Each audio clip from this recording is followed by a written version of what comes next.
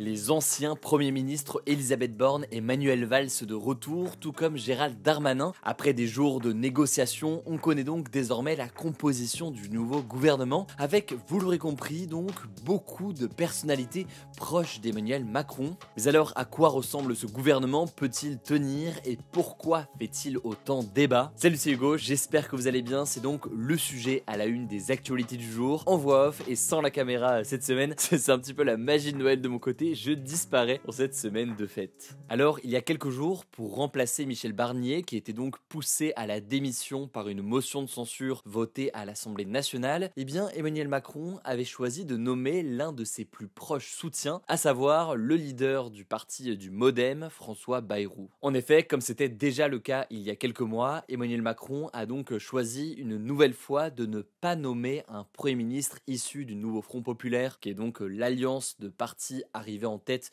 aux dernières élections législatives. Il a donc choisi de nommer François Bayrou pour tenter de composer un gouvernement qui serait capable de ne pas être renversé par une motion de censure. Mais alors, à quoi ressemble ce gouvernement qui a été nommé aujourd'hui et peut-il tenir? Eh bien, on l'a dit déjà, ce qui fait beaucoup parler, c'est le retour de certains visages qui sont déjà proches du président de la République. Par exemple, l'ex-ministre de l'Intérieur Gérald Darmanin devient ministre de la Justice, l'ex-première ministre Elisabeth Borne devient ministre de l'Éducation nationale et de l'Enseignement supérieur et de la Recherche, et l'ex-premier ministre sous François Hollande, Manuel Valls, devient de son côté ministre chargé des Outre-mer, le tout dans une situation extrêmement critique en ce moment à Mayotte. Ce sera notre sujet à la une des actualités du jour demain, et c'est donc le premier point que l'on peut noter. Outre le fait que ce sont des personnalités connues du camp présidentiel, on peut noter qu'ils sont aussi ministres d'État. Alors ministre d'État, qu'est-ce que ça veut dire? En fait, ça veut dire qu'ils sont hiérarchiquement hauts au sein du gouvernement. Ça montre donc leur importance au sein du futur gouvernement. Alors ensuite, il y a certains ministres qui ne bougent pas. On va pas tous les citer parce qu'il y a 35 ministres dans ce nouveau gouvernement. Mais on peut évoquer le membre du parti de droite Les Républicains, Bruno Retailleau, qui reste au ministère de l'Intérieur. On peut aussi parler de Rachida Dati, qui reste au ministère de la Culture. Ou encore de Jean-Noël Barrot, qui reste ministre des Affaires étrangères et de l'Europe. Enfin, on peut noter que Agnès Pannier-Runacher reste au ministère de la Transition écologique. Alors l'absence qui fait beaucoup parler, c'est celle de Xavier Bertrand, qui est lui aussi membre du parti de droite Les Républicains. Et c'est une absence qui est remarquée car il était pressenti pour faire partie du gouvernement, mais il faisait face en fait au rejet du Rassemblement national qui menaçait de voter directement une motion de censure en cas d'entrée au gouvernement de cette personnalité qui est donc présidente de la région Hauts-de-France aujourd'hui. Et ce qui explique tout ça, c'est le fait que Xavier Bertrand, ces dernières années, a affiché bien un rejet assez catégorique du Rassemblement national, ce qui ne plaît pas donc à Marine Le Pen et au RN.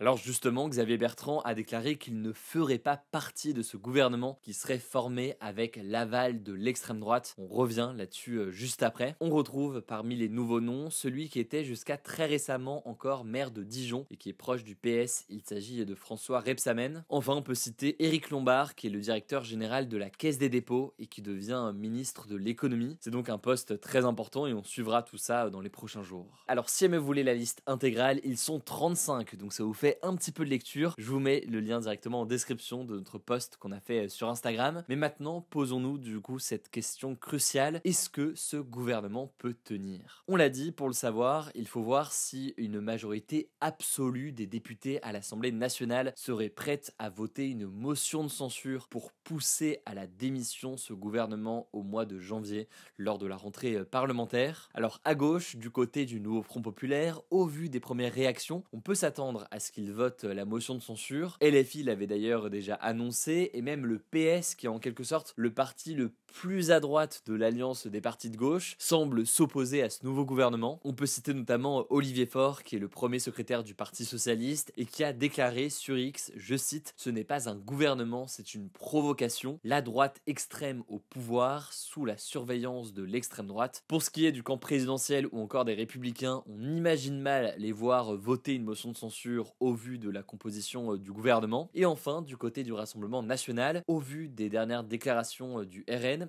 on peut supposer qu'ils ne vont pas censurer directement le nouveau gouvernement, mais qu'ils pourraient voter une motion de censure dès que le gouvernement, dans les prochaines semaines ou les prochains mois, porte un désaccord jugé trop profond avec le RN semaines. C'est ce qui était apparu en tout cas lors du vote du budget et c'est ce qui pourrait donc à nouveau arriver dans les prochaines semaines ou les prochains mois. Tout cela fait donc dire à beaucoup de personnes, comme c'était le cas pour Michel Barnier il y a quelques mois, que le Rassemblement national a de nouveau un pouvoir de vie ou de mort sur le prochain gouvernement. Et d'ailleurs, la non-nomination de Xavier Bertrand semble l'indiquer. C'est d'ailleurs du côté de la gauche l'argument qui revient souvent face à cette critique d'un gouvernement qui repose donc sur l'accord en quelque sorte du Rassemblement national. La gauche estime qu'elle devrait être au gouvernement et que ça devrait être au camp présidentiel de refuser de voter une motion de censure pour renverser le gouvernement de gauche. Mais encore une fois, on l'a dit, ce n'est pas l'option privilégiée par le camp présidentiel aujourd'hui, sachant que pour rappel, si ce gouvernement tombe dans les prochaines semaines ou dans les prochains mois, Emmanuel Macron devra en nommer un nouveau, sachant qu'il ne peut pas y avoir de nouvelles élections législatives avant le mois de juillet prochain. Et encore, Emmanuel Macron semblait s'opposer au fait d'en organiser des nouvelles d'ici la fin de son mandat. En tout cas, à peine nommé, on peut noter que François Bayrou fait face à une impopularité record, une impopularité qui n'est pas forcément surprenante au regard de la situation politique, mais aussi du fait que les Français ont massivement voté contre le camp présidentiel lors des élections européennes notamment. Les prochains jours vont en tout cas être particulièrement importants à analyser. On suivra aussi les premières déclarations du gouvernement et de l'opposition. Là, on tourne vraiment dans la foulée de la nomination de ce gouvernement. Pour suivre tout ça, on fera un point demain dans les actualités du jour. On fera aussi des points sur Instagram. Je pense que vous le savez,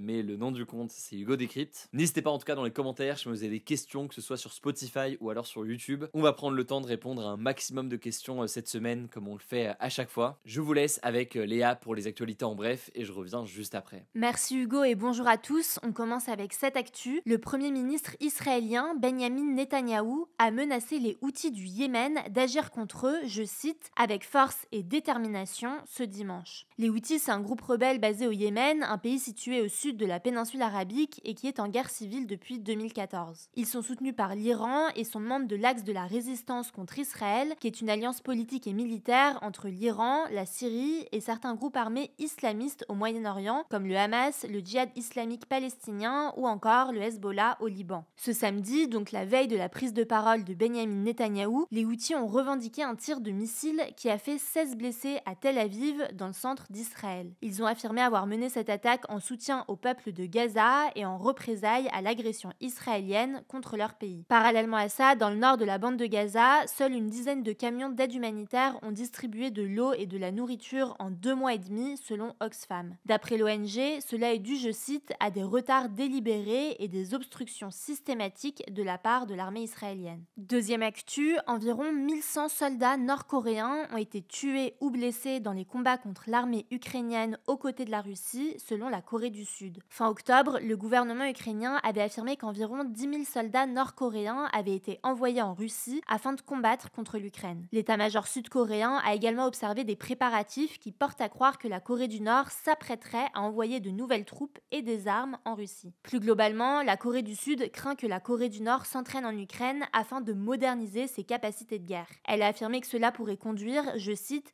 à une augmentation de la menace militaire du Nord contre la Corée du Sud. Troisième actu, en France, le prix des consultations chez les médecins généralistes et spécialistes a augmenté ce dimanche. Il faudra désormais débourser 30 € pour une visite chez le médecin généraliste, contre 26,50 € jusqu'à présent. À noter que ces nouveaux tarifs ne concernent pas les consultations en ligne qui sont maintenues à 25 €. Du côté des spécialistes, les consultations sont passées de 56,50 € à 60 € si on est adressé par un généraliste. Alors cette augmentation, elle n'aura pas d'impact direct pour la plupart des patients qui seront toujours remboursés par l'assurance maladie et par leur mutuelle. En revanche, pour les 4% de Français qui n'ont pas de mutuelle, le reste à charge va augmenter. Quatrième actu, c'est une première en Europe, le réseau social chinois TikTok va fermer pendant au moins un an en Albanie à partir du début de 2025, c'est ce qu'a confirmé le Premier ministre du pays ce dimanche. L'annonce intervient moins d'un mois après le décès d'un jeune Albanais de 14 ans qui a été poignardé dans une rixe qui avait été déclenchée par un conflit sur les réseaux sociaux. Le Premier ministre albanais a déclaré, je cite, que TikTok est le voyou du quartier. En parallèle, il a également annoncé le lancement de programmes qui serviront à l'éducation des élèves et aideront les parents à suivre le parcours de leurs enfants. De son côté, TikTok a demandé au gouvernement albanais des éclaircissements urgents. Et enfin, dernière actu, à Rome, la capitale de l'Italie, la fontaine de Trévi a rouvert ses portes ce dimanche. Elle était fermée depuis 3 mois en raison de travaux de nettoyage. Alors, elle a rouvert, mais avec certaines conditions. l'attraction, le nombre de visiteurs sera désormais limité à 400 personnes à la fois, alors que la fontaine accueille habituellement entre 10 000 et 12 000 touristes par jour. L'objectif de cette limitation serait de permettre aux visiteurs de profiter du monument. Ce nombre pourrait être amené à évoluer en fonction des premiers tests. À noter que le maire de Rome a aussi annoncé qu'un billet d'entrée pourrait être mis en place dans le futur, notamment pour financer l'entretien de la fontaine. Merci beaucoup Léa pour ces actualités. Je vous laisse débattre dans les commentaires, soit du nouveau gouvernement, soit donc de cette question notamment de l'interdiction de TikTok. N'hésitez pas à vous abonner, si ce n'est pas encore le cas. Rendez-vous sur Instagram pour plus d'actualités. Prenez soin de vous, prenez soin de vos proches, et puis on se dit à demain pour une nouvelle vidéo.